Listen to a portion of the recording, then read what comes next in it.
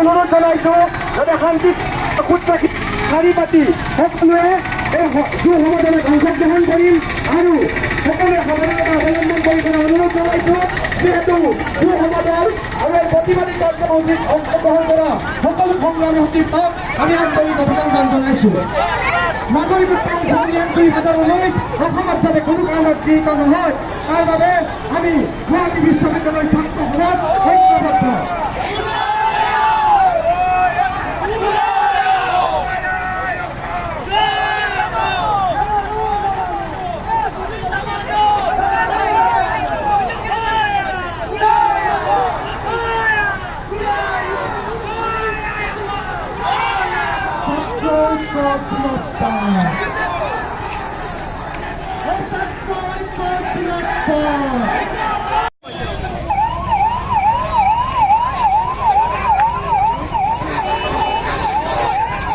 এম্বুলেন্সৰ পাৰ হৈ যাবলৈ দিব লাগিছিলে।